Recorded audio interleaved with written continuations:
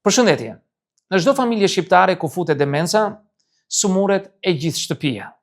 Fillon me gjëra të vogla. Nëna haron se ku ka lënë syzet, babai se mban mend ku ka parkuar biçikletën, apo i thot nimit more gëzim, more djalë. Kur ai quhet ergi. Në fillim qeshi me këto, pastaj një ditë kupton që nuk është për të qeshur më. Dhe nga ajo ditë, jeta ndryshon me ritëm të shpejtë. Kujdesi për një njeri me demencë është i gjatë, i lodhshëm dhe shpesh pa falëndrime. Është një përditshmëri që të gryen ngadalë, emocionalisht, fizikisht dhe shpirtërisht. Në këtë video nuk kam si qëllim për t'ju bërë të fortë, por për t'ju ndihmuar të mbijetoni me dinjitet, pa e shkatëruar, ndërkohë që kujdesesh për dikë që ndoshta s'të njeh më. Mos e merr personale. Kjo është gjëja e parë dhe më e rëndësishme. Kur nëna s'të njeh, kur të pyet kush je, kur babai të shan se i ke vjedhur rrobat, nuk është ai që flet. Është sëmundja. Truri i tyre është i sëmurë, jo shpirti.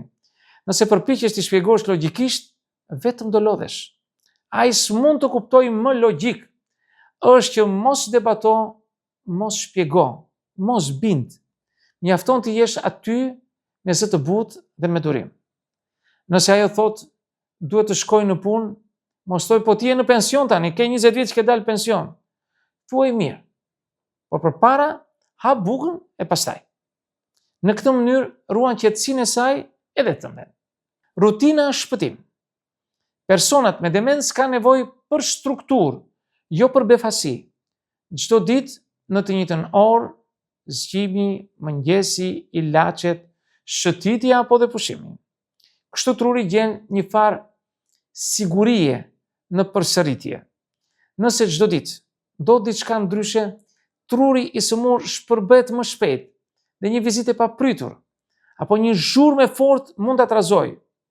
Në shtëpitë shqiptare jemi mësuar me rrëmuj, me kushërinj që hyjnë e dalin pa trokitur, me televizorin që ulëret gjithë ditën, por me një të sëmur, me demencë, qetësia është ilaç.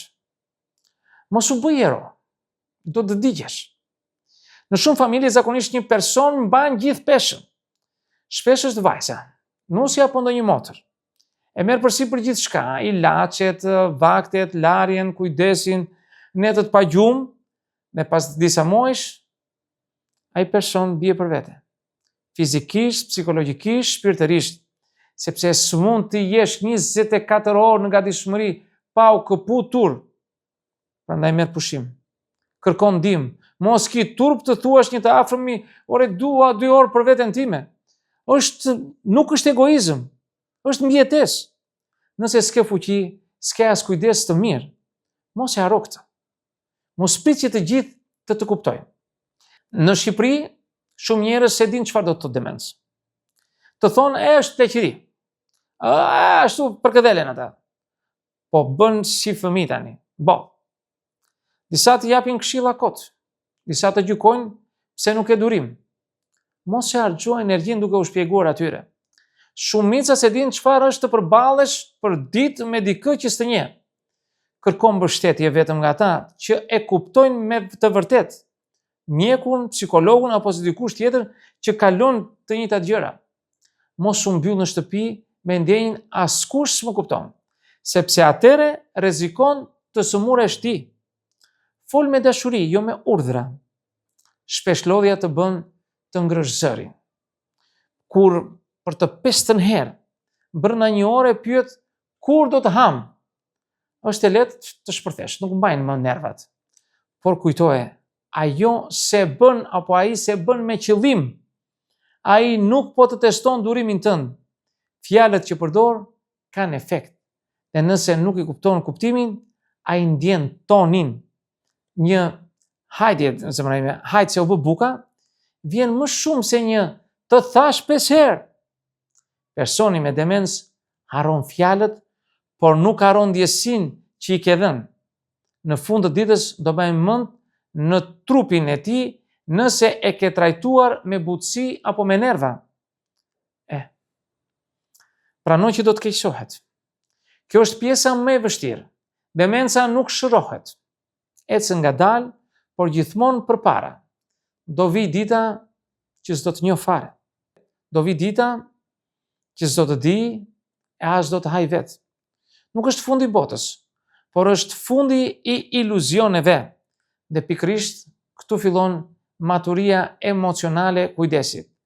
Ta pranosh realitetin pa u thyer. Nuk mund ta ndalosh sëmundjen, por mund ta bësh udhëtimin më të lehtë, me më pak frikë, me më pak dhimbje, me më shumë dinjitet. Kjo është gjithçka që mund të bëjë njëri për njëri tjetrin. Ruaje dinjitetin e tij edhe tëndin.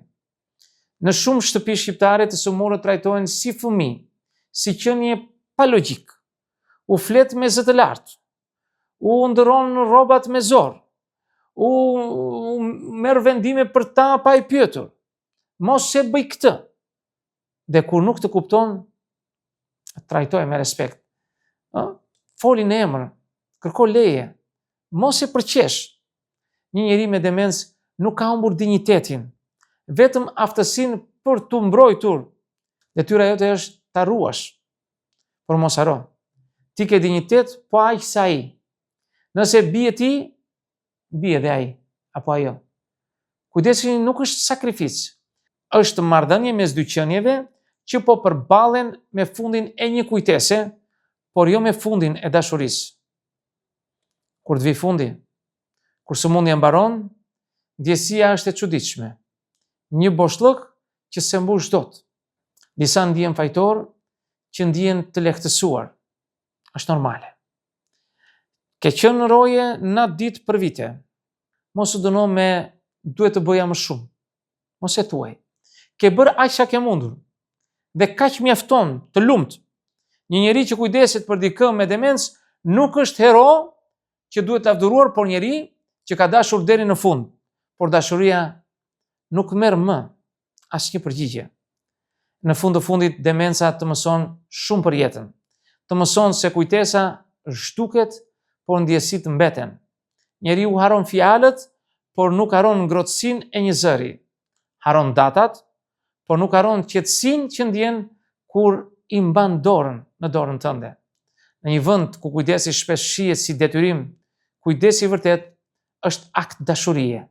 Ai që e bën njeriu të ndihet njeri dhe kurse di më kush është. Miq, këtë do të thosha në këtë video. Ju falenderoj për vëmendjen. Nëse dëshironi mund të bëni dhe komentet tuaja, por mos harroni asnjëherë të bëni subscribe në kanalin tim për të marrë video tjetër her pas here. Dhe në videon tjetër, mirë takofshi.